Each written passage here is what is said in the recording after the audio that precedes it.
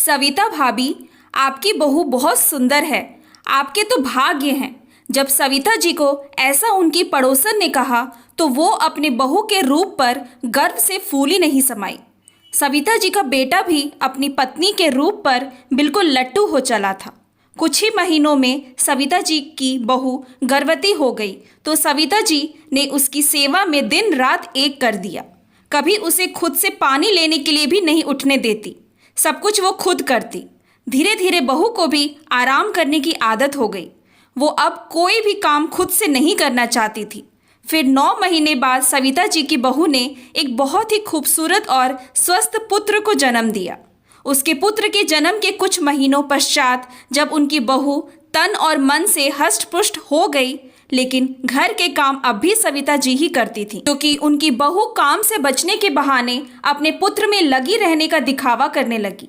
सविता जी सब कुछ खूब समझती थी, मगर कुछ कह नहीं पाती, क्योंकि अगर कुछ कहती तो उनकी बहू उनके ही पुत्र को उनके खिलाफ भड़का देती। धीरे धीरे वो दोनों सविता जी से कटने लगे, लेकिन सविता जी अपने पौत्र के लाड़ प्यार में कोई कमी नहीं रखती। घर के काम के साथ साथ अपने पौत्र की देखभाल भी अब वही करने लगी। सविता जी अपने पौत्र के शिशु अवस्था से लेकर बाल्य अवस्था तक के खूब आनंद लेती, क्योंकि उन्हें अपने पौत्र के रूप में उनका पुत्र फिर से एक बच्चे के रूप में मिल गया।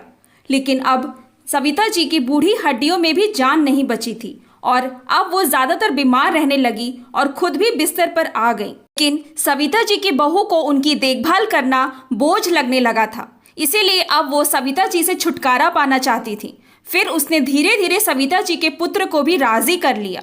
लेकिन सविता जी का पौत्र अब बाल्य अवस्था से किशोरावस्था में पहुंच चुका था, तो उसे अपने माता पिता के किए गए कृत्य से बहुत दुख होता कि उसके माता पिता अपने माता पिता के साथ कैसा व्यवहार कर रहे हैं। जब वो उन्हें समझाता कि वो दादी के साथ ऐसा ना करे तो वो उसे फटकार कर अंदर भगा देते। लेकिन सविता जी अब टूट चुकी थी और जिल्लत सहने की शक्ति उनमें नहीं थी, इसीलिए वो अपना सब कुछ पुत्र को सौंप कर इस वृद्धा अवस्था में गंभीर बीमारी में वृद्धा आश्रम चली गई, एक सुकून की मौत पाने के लिए। या फिर यूं कहूं, उनके पुत्र और वधू ने उनका सब कुछ हड़प कर उन्हें वहीं मरने के लिए वृद्धा आश्रम छोड़ आए, ताकि खुद चैन और ऐशो आराम की जिंदगी जी सके। लेकिन जो बोया है उसे अब खुद काटने का वक्त आ चुका था। कहते हैं इस पृथ्वी में गुरुत्वाकर्षण की शक्ति के कारण आप जो भी ऊपर फेंकोगे वो आपके पास लौटकर जरूर आएगा। अर्थ है कि अब तक आपने जो भी किया है सब कुछ आपको सूद समेत वापस जरूर मिलेगा। सविता जी का पौत्र भी अब किशोरावस्था से युवावस्था में पहुंच चुका था, यानी उसने जिंदगी की एक सीढ़ी और चढ़ ली थी और उसके माता पिता जिंदगी की आखिरी सीढ़ी पर खड़े थे, अर्थात अब वो वृद्धा अवस्था में पहुंच चुके थे। वक्त का पहिया खुद को पुनः दोहराने लगा था। दोनों लोग खुद को अब सविता जी की जगह रहकर सोचने लगे थे, क्योंकि जो उनके साथ उन्होंने किया अब वही उनके साथ होने वाला था। लेकिन सविता जी का पौत्र था बहुत समझदार। उसने वो गलती अपने माता पिता के साथ बिल्कुल भी नहीं दोहराई, क्योंकि वो जानता था कि आज वो जिस अवस्था में है कल वो भी इसी अवस्था में पहुंचेगा और वक्त फिर से खुद को पुनः दोहराएगा। लेकिन अपने माता पिता की गलती का उन्हें एहसास भी करवाना चाहता था। उसने फर्जी पेपर बनवाकर उनका सब कुछ अपने नाम करवा उन्हें वृद्धा आश्रम जाने का फैसला सुनाया। उसके माता पिता के आंखों के सामने सब कुछ एक बार फिर से घूम गया।